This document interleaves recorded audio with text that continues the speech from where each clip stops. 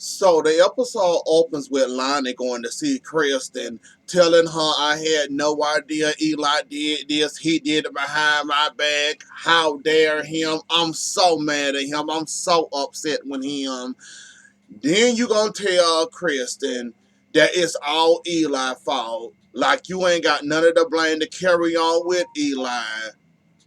Lonnie, are we really playing this? It's all Eli's fault. I don't have no responsibility in this. I didn't cause some of this trouble we in, and Eli had to do what he had to do to get your behind out of trouble. For you won't be having no babies in the jail hospital or the infirmary, whatever they call it. So I'm not understanding how you can own up to what you did, but you blaming it all on Eli. Please help me understand, Lionel. Then we got the mishaps of the wedding starting off. You know what? I'm just gonna wait to save that till this part happen. What else happened besides that? The first part of the wedding, Kristen and Lonnie. I forgot the other part, but I'm ready to get into this wedding mess. I'm ready to see how smart people are and see if they're gonna do what Jan tell them to do. Cause I heard she had a whole lot of demands, and I'm dying to see what kind of demands she had. I know one on to marry Sean, but that ain't gonna happen. So this goofball want Sean to marry her. He marry her, they'll be fine. They make any sudden moves or make the wrong move. She kills Belle, and I guess she thinks she has Sean to her Jane, Jane, I don't know what kind of fancy meds you on. I don't know what part of the universe your brain in, but this is not how it works. You can't force nobody to love you, want you, marry you, and none of that. It don't work out for you. It will never work out that way. After you then try to blow that man up and what you did, him and Sean back in the day, you really think you got to you know what? I don't know what part of the universe your head in. In fact, I really don't care what part of the world your head in. But Jan, you done lost your everlasting mind, thinking that that's gonna work out for you, thinking you gonna make this man fall in love with you, and it's obvious this man hates your guts with a passion. But you think he gonna okay? We gonna run with the crazy today. So basically, Marlena trying to purdy it up for us, saying that she unbalanced. I call it crazy. Marlena call it unbalanced. Let's run with that. So we can't stop her because somebody holding a gun on Belle. It wouldn't go with her wedding dress. So that leaves us, her crazy demands, marrying Sean, even though that's by force. But she'll take that. Let's run with unbalanced and leave it alone, shall we? And you know about this. You know what's really messed up about this whole situation? Claire. Claire Bear. How many times has Sean and Belle told you that this woman was using you? She basically playing in your face. She basically egging you along, thinking y'all friends. Remember when your mom and your dad tried to warn you about this thing? Now look at you. You basically gave her all the key ingredients she needed up until now to do what she did. So yeah, this gonna be kind of your fault too for hanging around this woman, knowing your mom and your dad and everybody else tried to warn you to stay away from this woman. Oh, I understand her. We went through the same thing. We both have mental illness. We both can look out for each other. You'll learn better next time to listen to your parents. They always know right. Now, see, I hate to throw blame at you, Claire, but this is kind of your fault. You kind of did give her the information she needs. Just like she said, none of this wouldn't be possible if it weren't for you giving her and feeding her information, her using you to her advantage to get everything she needed now. So, yeah, Claire, this is going to hurt. It's gonna hurt you hard. Cause they tried to warn you. You ain't wanna hear nothing about it. You thought y'all had something in common because y'all both was in Bayview. You changed, she didn't. So that goes to show you right there, you in for a change, she's not for a change. And Claire, I hope you take this well, but yeah. you gonna have to eat some of this pie too. This egg in this face pie, where your mom and your dad tried to warn you every time they saw you around this woman, vouching for this woman. Every time they tried to stop you, Marlena, John, anybody that tried to warn you about Jen and told you to stay away from her, and you said no, she my friend. Now look at you, stuck between the rock and the hard place. Lonnie, you want respect, but you're not giving no respect back. You got to understand, Missy, that friend that you seeing there in prison now, yeah, you was harboring her the whole time she was in town. Remember all that? Then you made Eli go along with it to protect you. So I'm not understanding how we blaming this all on Eli, and it's like you don't got no, it ain't none of your fault nowhere in this situation when you was harboring a fugitive knowing you was a cop this whole entire time. Then not to mention on top of it, once y'all was called, Eli trying to cover for the both of y'all, pretending like he didn't know what was going on. You, however, go and drop the tapes right in trash loud. Matter of fact, not one tape, the whole darn video collection. So I'm not understanding why you don't own up to your responsibility in this situation. I'm wondering why it's all Eli's fault and it's not none of your fault. Even though it was shitty how Eli did you, I will give you that. But he had to protect him and his twins. So I'm not understanding how you're not owning up to your part of the bargain. This was a deal for all y'all. It's funny how you don't get the deal, but the rest of them get the deal. And then you had enough to be upset and mad that it didn't turn out the way you thought it was going to turn out. I dream of genie. You don't always get what you wish for.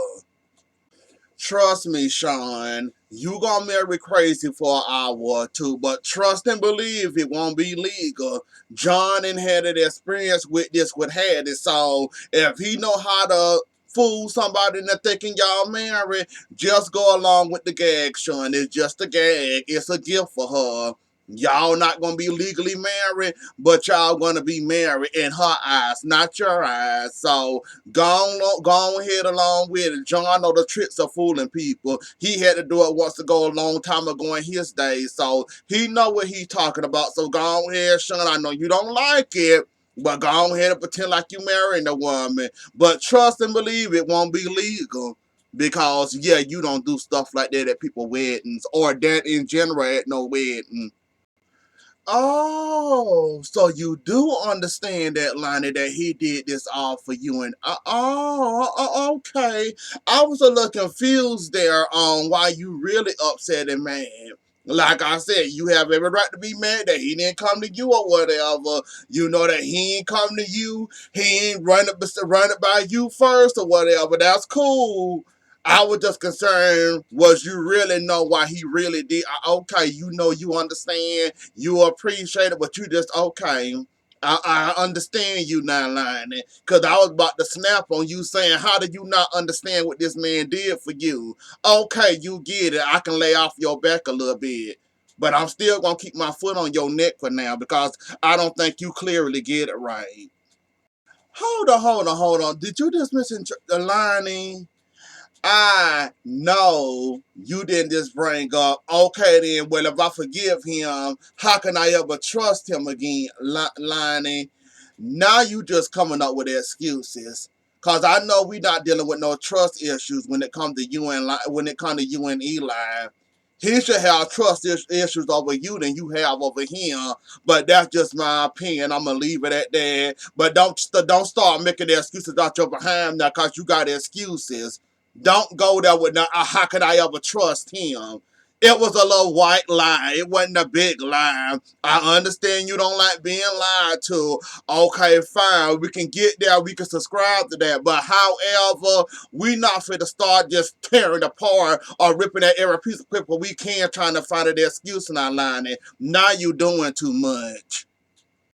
So I see Julie walking around house caught again, just judging by what she done heard. not getting the full details. Abe tried to warn her what happened. She don't understand how trash is and how annoying she can be when she want to be on your behind, and how she gonna hold on, when she gonna hold on like the jaws alive to you and not let you go until she get okay. See, Julie, you don't understand. I don't expect you to understand. In fact, sometimes I love you, sometimes I can't stand you. I'm not gonna judge you. You saying he was wrong, we gonna run with we gonna run with that. He was wrong. I'm not arguing with you today, Julie. Not with you. No, absolutely not. So, while this wedding is going on, we got Brady that came up with the plan to go get to go save Belle from whatever situation Jan left her in, tied up with somebody holding a gun on her.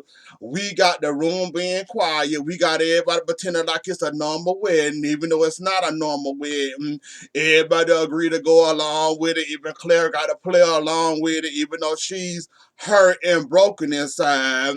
Don't know why they tried to warn you. You didn't want to listen, so you're gonna have to eat that one this time, Claire. They tried to warn you, but everybody going along. Brady runs into Eli, Eli don't want to hear nothing he got to say. So now he got to explain to Eli, look, I know I did that. I know I destroyed your life or whatever, but this is life or death. My sister is tied up in her hotel room, well, whatever that is, suite, tied up from a crazy person trying to marry her husband. So either you can come help or I can go by myself. So Eli, being the cop he is, he don't have the choice but to go run behind Brady. Even though he probably like to trip Brady and make Brady fall on his face, he ain't got no choice but to sit there and follow Brady and hope Brady telling the truth.